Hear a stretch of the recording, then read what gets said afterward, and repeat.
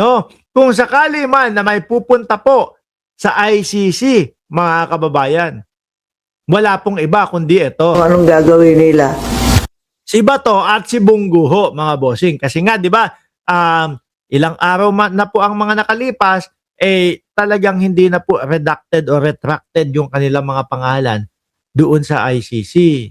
Talagang mismong pinangalanan na po. Bato de la Rosa at CLTG o Christopher Lawrence Tesorogo mga kasapakat daw po ni dating Pangulong Duterte. Ngayon, naaawa si Amy Marcos kay Bato. Bakit daw ho? Kasi hindi nasasahod. No work, no pay na daw po. Pinagtatanggol ni Senadora Amy Marcos si Bato de la Rosa at pinuri pa ho, pakinggan nyo. Hindi ko alam kung anong gagawin nila. Dapat ba siya Naawa naman ako kay Senator Bato. Kapitbahay ko yun sa opisina. Meron nga nagsasabi na hindi daw kukuha ng sweldo at wala na raw yung opisina niya. No work, no pay daw ang basehan. Dapat naman ho talaga ganun.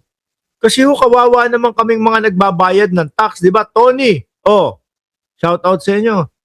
Kawawa kaming nagbabayad ng tax. Biruin mo, si Annalyn Ando, bibili ng candy yan, bibili ng manok, bibili ng baboy sa palengke, bibili ng mga gulay. Lahat yun may mga nakapatong na tax.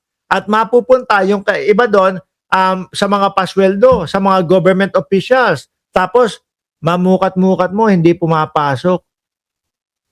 Hindi nagpaparamdam sa Senado. Sarap naman ng buhay nun. Sa regular na Pilipino, mga kababayan, kapag ako hindi pumasok, wala akong sweldo. Di ho ba? Tapos magkano sweldo yan? Hindi naman po biro-biro. 300,000 plus ang sinusweldo ni Bato de la Rosa, di ba? Hindi ko maintindihan, tama ba yun o hindi? Parang hindi naman yata. Dapat na rin ba talaga siyang singilin, ma'am? Dahil sa tagal na rin po nung absences, he's not performing din po talaga. Ginusto ba niya yun? Si Senator Bato, kilala ko yun Atat na atat magtrabaho yun. Ang aga-aga pumasok. Parating nakababa. Gusto niya yun. Nang panahon na sila ay nandoon sa tugatog na ang may kapangyarihan ay yung kakampi nila na si dating Pangulong Duterte. Ayayabang yung mga asta Ngayon, tago-tago. Tsaka kapag yung mga sumasagot sila Bato de la Rosa, pag nagsasalita grabe. Come on, Mr. Trillanes, Mikmadi. Di po ba? Ikaw na magpusa sa akin, sabi. Di ho ba mga kababayan? Tapos ito, wala na, hindi na mahagilap. Pero walang kapupuntahan talaga yung Bato. Bakit? Pag pumasok siya, pag hindi siya pumasok, ethics complaint ang kakaharapin. Pag pumasok naman mga kababayan, baka ICC naman. Paggising niya, kinaumagahan na. Si Bongo, hindi rin sabi ni Ma'am Neng Gigi, si Bongo rin ba nagtatago na? Hindi pa ho. No? Siguro hindi alam. Kasi may mga intel naman yung mga yan. Yung mga senador na yan, meron silang mga intelihente o intelihensya na mga, kumbaga, alamin mo nga kung totoo yung sinasabi noong si Ombudsman Boying Remulla, nalaman, totoo nga, meron talagang kaya nagtago. Yung siguro, kay Bongo, wala pa. Pero ang nakikita ko dito, mga kababayan, malamang pagsamahin na po ito sa iisang flight no? Ba't sa lahat ng committee hearing, ang hilig-hilig na magtrabaho wala sa katawan nun na hindi magtatrabaho. Ang problema, hindi siya nakakasigurado na Ma'am, kahit naman po yung nakikita namin na nagtatrabaho si Bato de la Rosa, kung ano-ano mga inuuna. Naalala nyo yung mga pahiring-hiring ni Bato? Hindi, pag-usapan lang natin, speaking of nagtatrabaho, kung maalala nyo po, di ba, merong pideya likho si Bato de la Rosa. Tanungin natin sila, ano naging resolution doon?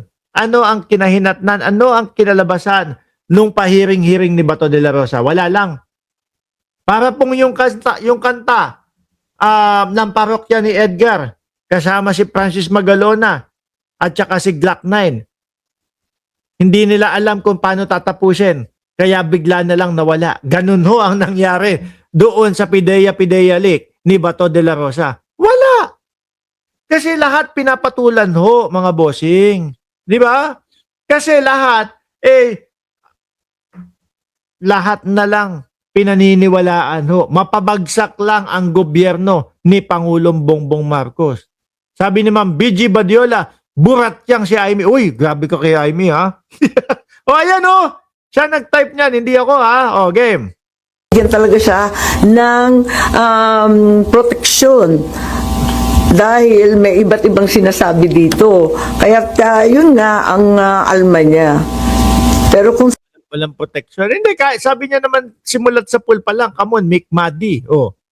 Ready, I am ready. Bakit parang hindi naman ready? Ano yun? Tulak ng bibig, kabig ng dibdib ang tawag dyan. Duwag nga ho, mga kababayan. sa pagtatrabaho, hindi naman siguro pwedeng sabihin na ayaw niya magtrabaho. Napipilitan lang yung tao. So gaano katagal ma'am siyang dapat pagpasensyahan ng Senado na hindi pumasok po? Senado, magpapasensya. Paano yung taong bayan? Taong bayan ang wala ng pasensya. Di ba? Dapat may assurance na talagang ipagtatanggol ang mga senador na inaakusahan sa ibang bansa. Nakita naman natin yan, di ba sa Lugi naman sa inyo si dating Pangulong Duterte. Nung siya, ganun, basta na nakuha. Tapos eto, sila Bato, na ang laging sinasabi, sasamahan daw si dating Pangulong Duterte. Pero anak ng putek, eto, mga nagtatago na ho. Diba? Lugi yung dating Pangulo sa inyo. nakalipas, ang mga senador, nakakaasa naman dito sa Senado. Alam mo, Manang Amy, kung sakali naman kasi si Bato, si Bungo, mapunta yung mga yan sa ICC, huwag kang mag-alala. Kasi pagtatanggol naman din yan ni Koopman, O, di ba? Yung pasiga-siga ni Attorney Koopman doon sa ICC, makakatulong yan kay Bato, ha? Hindi, pero tingin ko kapag ka naipasok na doon, mukhang wala nang labasan, no? Tingin mo yung si dating Pangulong Duterte, hirap na hirap nang makalabas. Yung mga kampo ni Duterte, pag nasa live natin, tinatanong ako, Mark, ano na nangyari doon sa presidente mo? Yabang-yabang ko daw. Sabi ko, ayun, presidente pa din. Pag binalikan ko naman, tatanungin ko, oy, ano na nangyari doon sa dating presidente? Nagagalit, napipikon. Isa lang ho naman kasi ang sagot doon.